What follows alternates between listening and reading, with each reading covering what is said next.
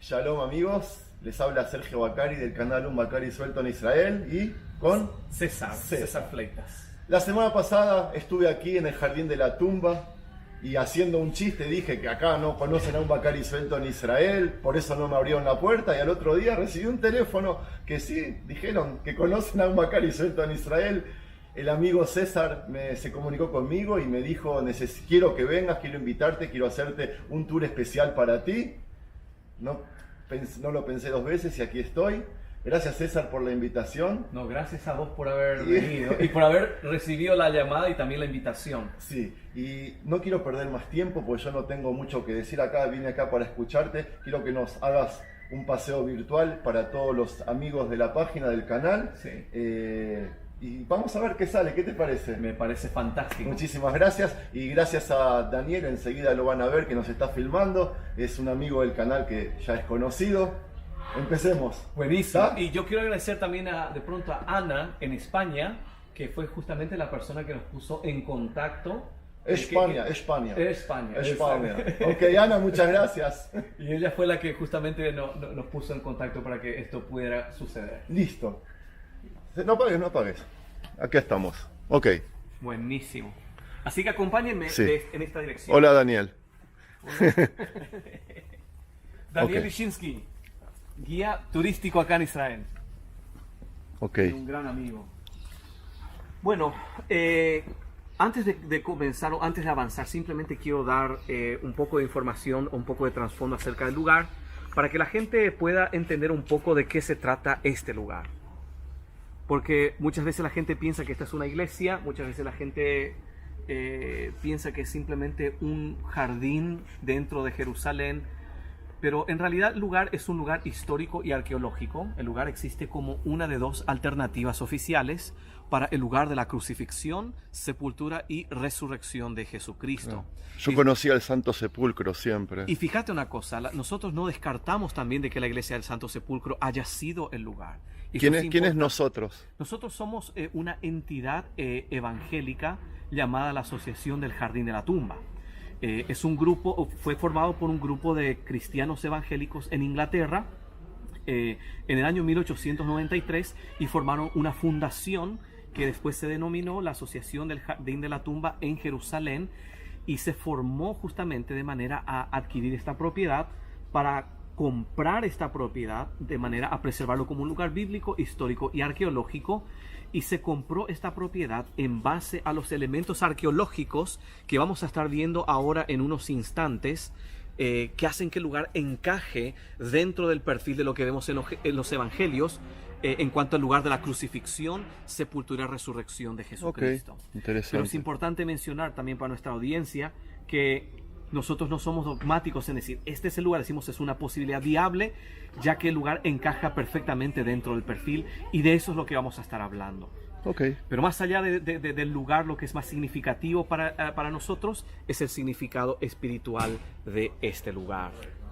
Así que acompáñenme, vamos a ir avanzando en esta dirección para visitar la plataforma. ¿Dónde estamos ubicados? Nosotros estamos ubicados geográficamente, sí, geográficamente estamos ubicados hacia el lado norte de la ciudad antigua de Jerusalén, en las afueras del muro norte. ¿Frente a qué puerta? Cerca del portón cerca de dos portones. Estamos cerca del portón de Damasco y también cerca del portón de las Flores o el portón de Herodes.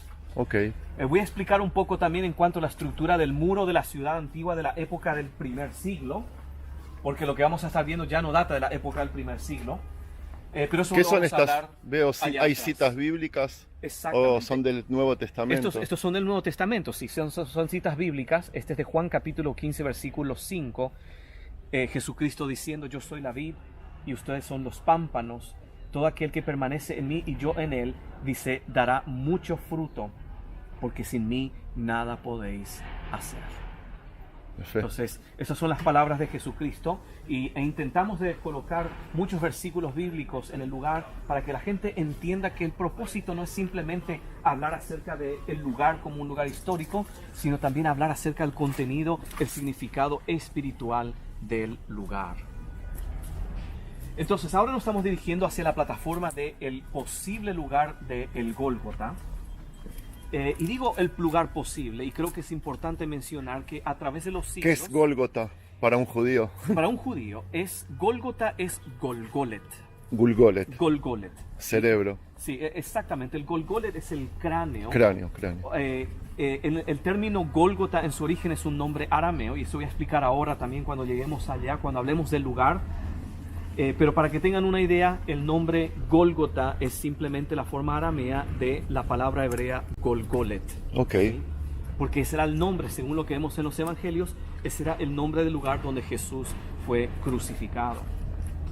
Ahora, le quiero pedir disculpas a la audiencia. Como ustedes van a ver cuando subamos a la plataforma, están desmantelando toda la estructura, porque todo esto va a ser derrumbado, porque vamos a construir una nueva plataforma un poco más amplia y más accesible para todos, de manera a acomodar a mayor cantidad de personas, para que la gente pueda tener una mejor vista del lugar. ¿Tú trabajas aquí? Trabajo aquí.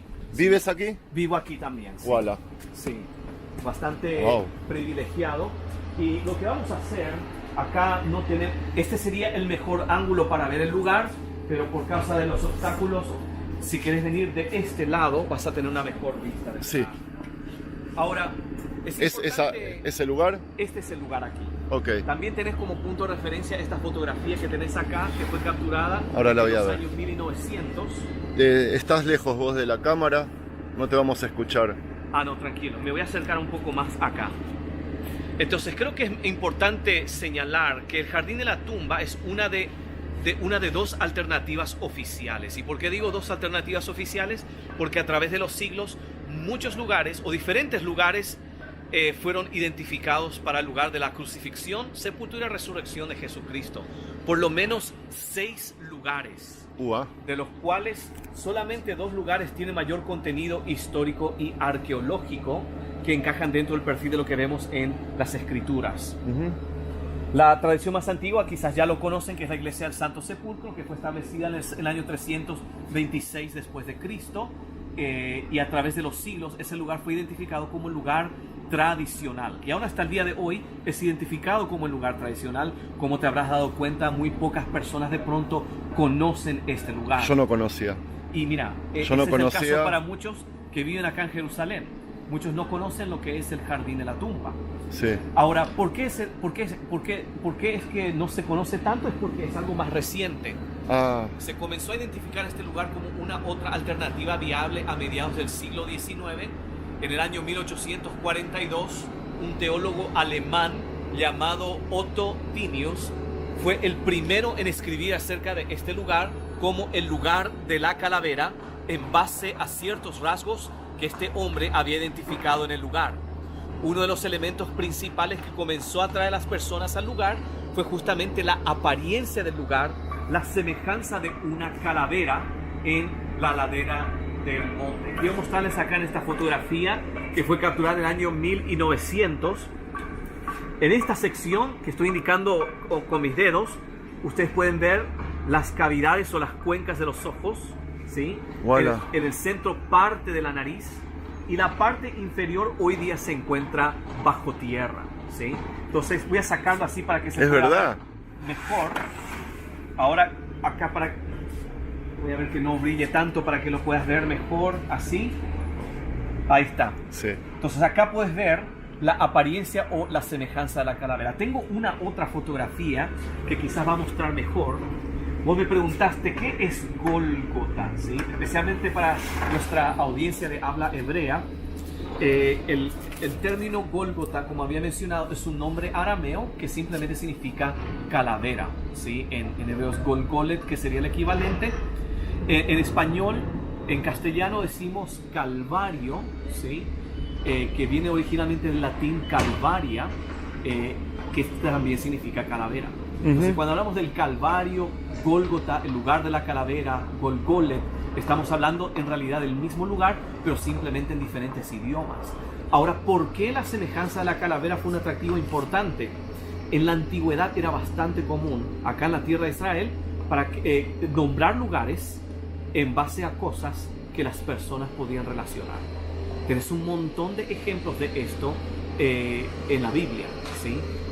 Por esta razón, cuando se vio la semejanza o la apariencia de una calavera, se hizo esa asociación. Voilà. Si el nombre o el significado del lugar, del nombre del lugar donde Jesús fue crucificado fue Gólgota o calavera, entonces probablemente el lugar se vio como una calavera. ¿No se puede ir hasta ahí arriba?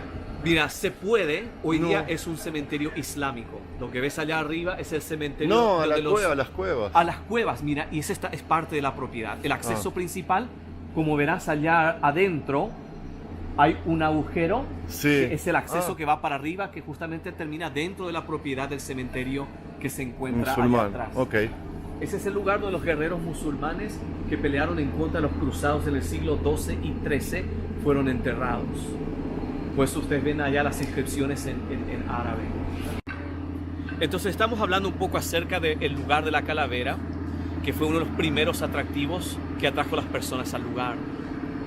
La segunda razón que atrajo a las personas al lugar tuvo que ver con la ubicación de este lugar con relación a la ciudad antigua. Sí. Y justamente lo que estás mostrando Sí, en la cámara ahora. el sol me está jugando en contra, así que espero que la gente use la imaginación. ¿Pero qué estamos viendo? Exactamente, mira, yo voy a Esa señalar... es la muralla de Jerusalén Sí, de la ciudad vieja. Lo que ves ahí, que estoy señalando con mi dedo, Sí. sería una sección del muro norte de la ciudad antigua del día de hoy. ¿Por qué digo del día de hoy? Porque los muros de la ciudad y en gran parte la estructura de la ciudad antigua del día de hoy ya no data de la época del primer siglo, Ajá. porque la ciudad de la época del primer siglo fue destruida en el siglo II, en el año 135, después de la revuelta de Bar Kokhba. El emperador romano Adriano mandó destruir toda la ciudad y encima construye una otra ciudad y le llama Ilia Capitolina. Ilia Capitolina. Entonces lo que tenemos aquí hoy día ya viene de siglos posteriores y lo que tenemos hoy día es del siglo XVI, de la época en que los turcos otomanos estaban en control de esta tierra, y más o menos en el año 1537 ellos construyen, el sultán Suleiman el Magnífico manda construir los muros de la ciudad. En ciertas partes, en ciertas ubicaciones, ellos siguen la delineación de los muros de la época del primer siglo, pero no en todas partes, porque hoy día la estructura es mucho más pequeña. Ajá. ¿Sí? De hecho, es probable que se haya seguido la delineación de los muros de la época del siglo II. Entonces, ¿por qué explico todo esto? Simplemente para que la gente tenga una idea de que lo que se ve hoy día ya no es necesariamente la época del primer siglo, pero sí, esa sección del muro norte que ves ahí, que Sí. vemos desde esta plataforma, Sí. incluyendo el área del portón de Damasco hacia la derecha, sigue la delineación original del segundo muro de la época del primer siglo, el muro que había sido construido por el rey Herodes el Grande. Lo que significa Que es la para época de Jesús. Exactamente. Sí. La Biblia dice en Juan capítulo 19 que Jesucristo había sido llevado fuera de la ciudad y que él había sido crucificado. En el versículo 20 de Juan capítulo 19 indica de que había sido crucificado cerca de la ciudad. Claro, como los judíos. Los judíos Exactamente. enterraban lejos, fuera de la ciudad, Exactamente. pero tampoco tan alejados para que se pueda ver. Ahora, por eso está el valle Gai Beninom, Exactamente. ahí que hay cementerios, ahí hay cuerpos, están todos alrededor de las murallas, fuera de las murallas. Exactamente. Y mira, y ese es el caso para este lugar. Nosotros estamos acá en las afueras de la ciudad, de la época del primer siglo, pero también estamos cerca de la ciudad. Sí. Nosotros A dos pasos. Sí, muy cerquita, Sí, o sea, sí, sí. ustedes pueden ver. Sí. Pero también la práctica de los romanos en la antigüedad era de crucificar a las personas en las orillas de las carreteras principales. Para que se vean. Exactamente. Pero eso quiero explicar con detalle, no encima de los montes, quiero enfatizar eso, porque lo que vemos en las películas normalmente es que las crucifixiones estaban encima de un monte elevado y distante de la ciudad. Ok, y eso Sí, la contradice. famosa película La Pasión de Cristo de Mel Gibson, por ejemplo. Te muestra la crucifixión estando encima de un monte elevado y un poco distante de la ciudad. Ok. ¿Sí? Pero históricamente hablando, ese no hubiese sido el caso. De hecho, Dionisio de Halicarnassus explicaba, un historiador griego, que los romanos en la antigüedad colocaban las cruces al nivel de las calles y en las orillas de las carreteras principales, porque la idea no era simplemente que la gente pudiera ver de cerca, la idea era que la gente pudiera interactuar con aquellos que fueron Humillarlos. crucificados. Exactamente. Humillarlos. Y vemos en Marcos capítulo 15, en el Evangelio de Marcos, y también San Juan capítulo 19, que a medida que las personas iban pasando, dice la Biblia, las personas le injuriaban, se burlaban de él. Obvio. ¿sí? Esa era la intención. Exactamente, pero también era una forma de mostrar de una forma cruel la agonía de aquellos que fueron crucificados, sino una forma de mostrarles una lección a los transeúntes que pasaban cerca del lugar de la crucifixión. Ok. Pero ¿sabes qué es interesante de todo lo que estamos viendo nosotros en cuanto a la historia de la crucifixión de Jesucristo? Porque hay muchísimas otras razones más que te podría mencionar. ¿Vamos a alejarnos del ruido? Sí, por supuesto. Daniel, ¿vos habías dicho de una casa ahí? ¿O...? Sí, y voy a mostrarles justamente la casa, a qué se refería Daniel en cuanto a la casa que se encuentra allá. Ah, de acá se ve bien. Sí, la casa grande que se ve allá, que sobresale del otro lado del muro norte, sí. Es la casa de un pastor americano llamado Horacio Spafford. ¿sí? Él había venido aquí a Jerusalén con su familia y ellos establecieron aquí una colonia o un ministerio que se conoció después como la colonia americana. ¿sí?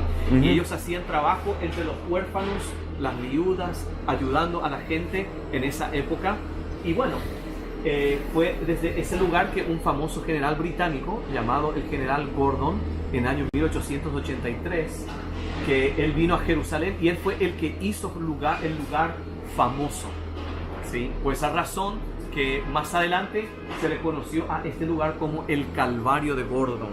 ¿Por qué? Porque el general Gordon fue el que lo hizo famoso.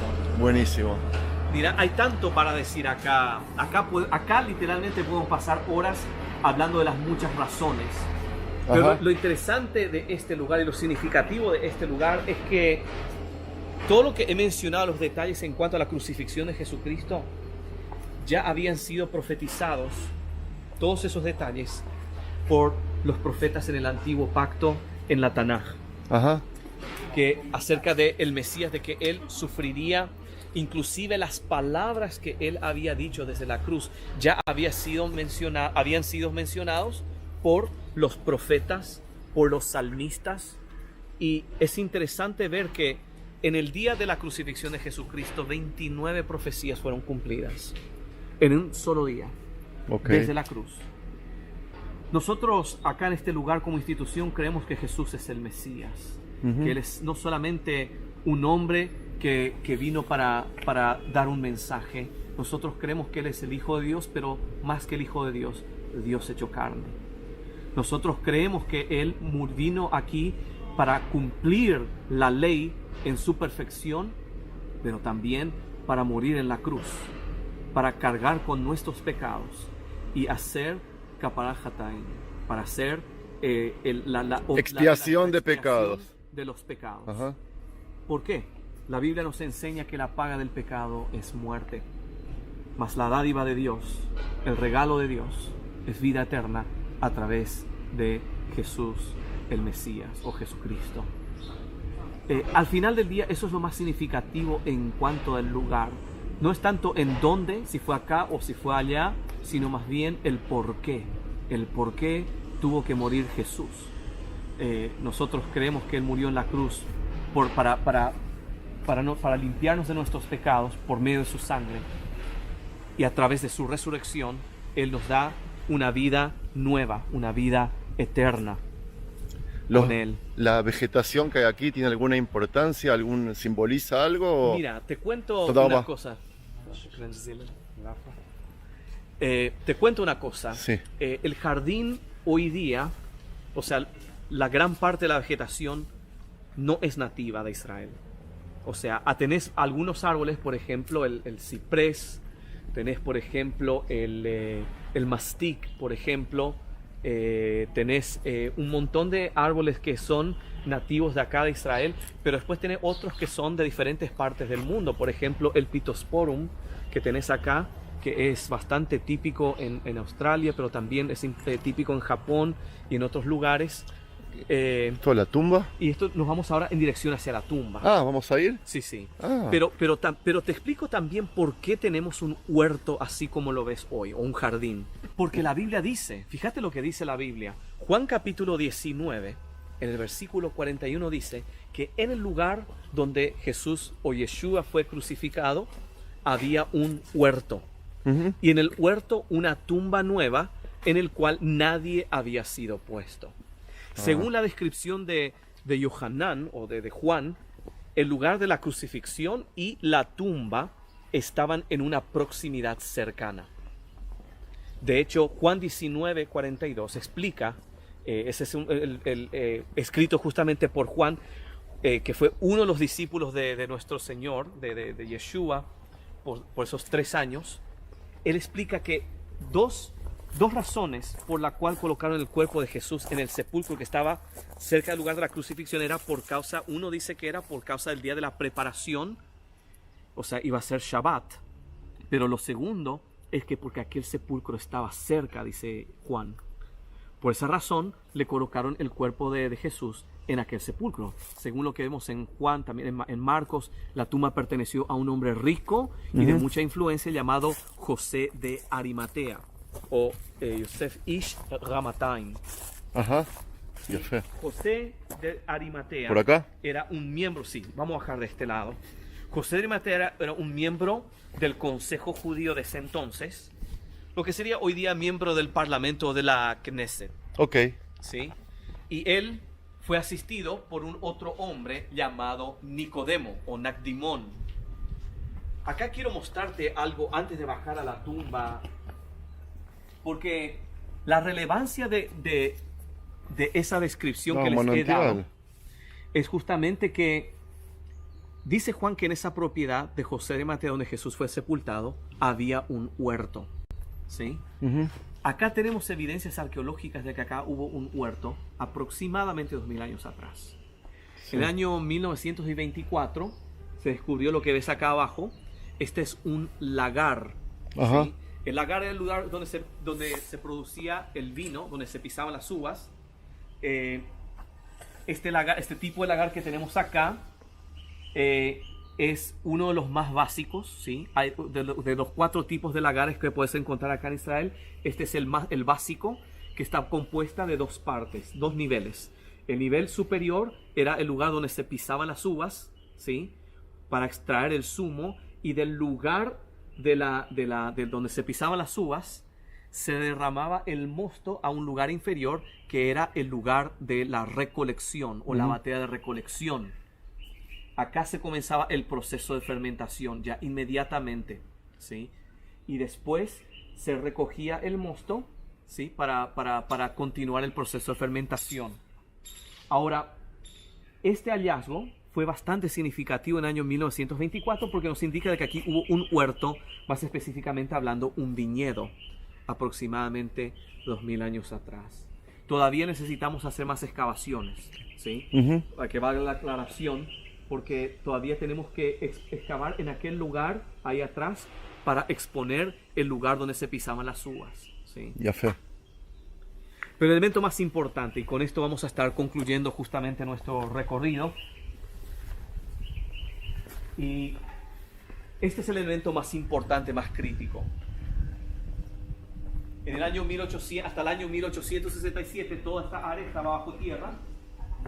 Y en el año 1867 todo esto fue excavado cuando el dueño de la propiedad en ese entonces, él estaba excavando en esta área buscando cisternas de agua o un lugar donde hacer una cisterna de agua de lluvia.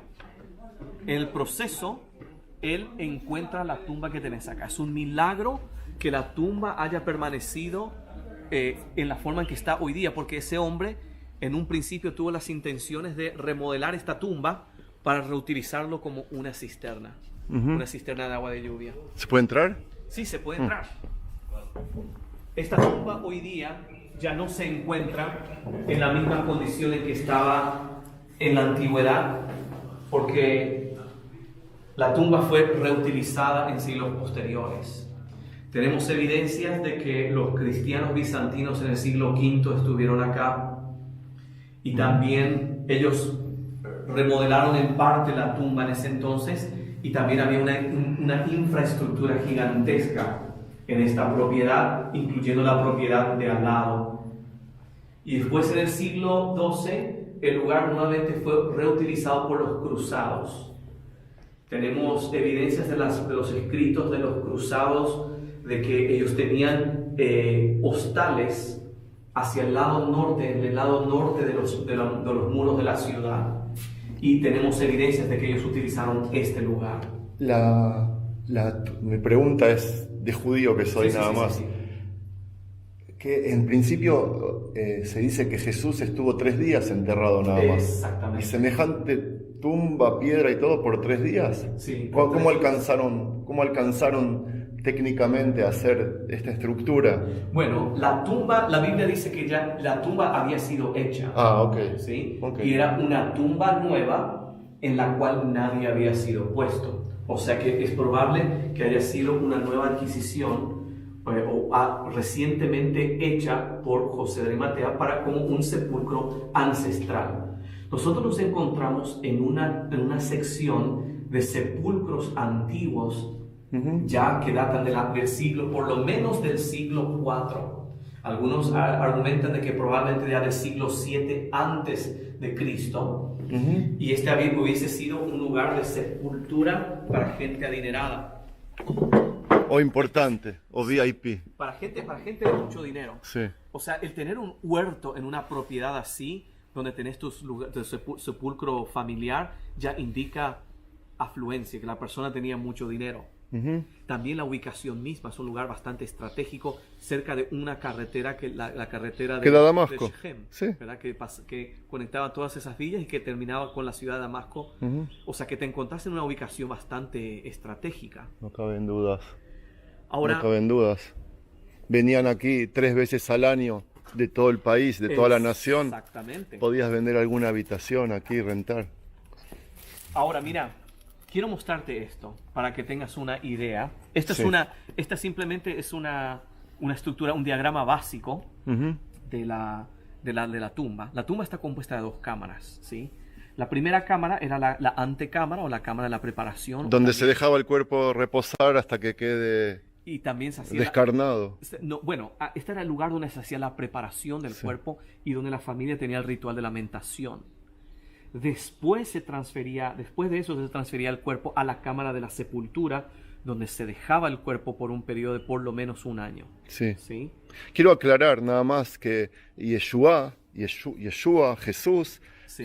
Vivió y murió y fue enterrado como judío, 100%. O sea, y Jesús fue 100% todo lo que estás diciendo ahora refleja cómo vivía y cómo morían y cómo enterraban a los judíos importantes en esa época. Y fíjate una cosa, la gente tiene muchas veces la imagen o la idea de que Jesús era un personaje gentil, que no era, que de pronto tenía más bien conexiones fuera de Israel, pero en realidad Jesús fue 100% judío. Él cumplió toda la ley, ¿sí? Él vino justamente para observar, para cumplir, pero también para cumplir el propósito del Padre, que era expiar los pecados. Porque fíjate una cosa, que muchas veces la gente me pregunta, ¿quién fue el que crucificó a Jesús? ¿Verdad? Esa es una pregunta bastante controversial. La gente a veces me pregunta, ¿fueron los judíos? ¿Fueron los romanos? ¿Quién crucificó a Jesús? Pero siempre yo le digo a la gente, ¿por qué no nos vamos a la fuente? ¿Por qué no nos vamos a ver lo que dijo Jesús? Jesucristo dijo justamente en Juan capítulo 10, nadie toma mi vida de mí, sino que yo la rindo voluntariamente. Jesucristo desde el inicio, en su propia voluntad, Él siguió el propósito y la voluntad del Padre. Esto se ve reflejado en su oración en el Getsemaní.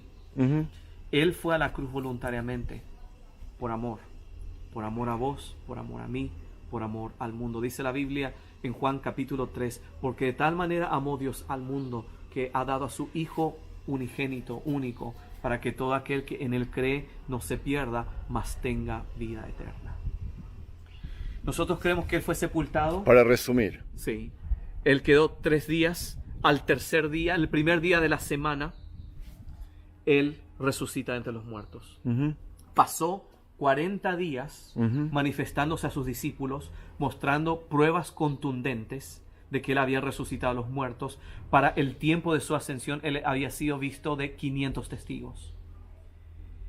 Y nosotros creemos que Él está vivo hoy, para dar vida nueva, a todos aquellos que ponen su fe y su confianza en ese sacrificio que Él hizo por nosotros en la cruz del Calvario. Ese es el mensaje de este lugar. César, te agradezco en nombre de miles y miles y miles de personas que hoy, a partir de este video, han aprendido, han visto otra cara de todo lo que pasó en estas tierras hace 2100 años atrás. Algo interesantísimo. Yo me enriquecí mucho. Te agradezco mucho. Quiero aclarar de que todo lo que has hecho lo has hecho voluntariamente. Por supuesto, y de todo corazón. Y yo en nombre de los miles de personas te quiero decir gracias. Muy amable. Daniel, ¿te portaste bien? ¿Querés decir algo para despedirnos? Un saludo a todos tus seguidores. Que ya te conocen. Y nos vemos en Israel. Najón. Amén. Najón. De pronto es difícil para la gente venir. Pero yo quiero animarles a la gente de la audiencia a que vengan a Israel. ¿Sí? Que hagan los planes para venir por lo menos una vez en la vida. Najón. ¿Por qué? Porque había un historiador y arqueólogo de acá justamente al lado en los años 1920 que había dicho que Israel es el quinto evangelio. Los 4 evangelios hablan acerca de los eventos que acontecieron en esta tierra. Y cuando uno viene a Israel, experimenta el quinto evangelio, porque uno puede palpar la historia en este lugar, en forma física. Y yo quiero animarte, si sos judío, si sos cristiano, el trasfondo que tenga, vení. Y si estás acá en el área, vení a visitarnos acá en el Jardín de la Tumba, ¿sí? Y también ponete en contacto con Dani también, porque él es guía profesional que hace en todo el país. Yo lo hago aquí y nosotros queremos tenerte acá. Queremos tenerte acá. Y yo quiero decir para terminar que los que no pueden por cuestiones económicas, técnicas, de salud o algo, que siempre pueden seguir visitando el país Por supuesto. por medio del canal. Por supuesto, por César, supuesto. muchísimas gracias, ha sido un placer. Que Dios te bendiga, muchísimo gusto y espero que nos podamos a ver. Y mira, cuando estos lo reformen y todo, vamos a hacer otra visita. Y te espero de vuelta. Amén. Bye bye.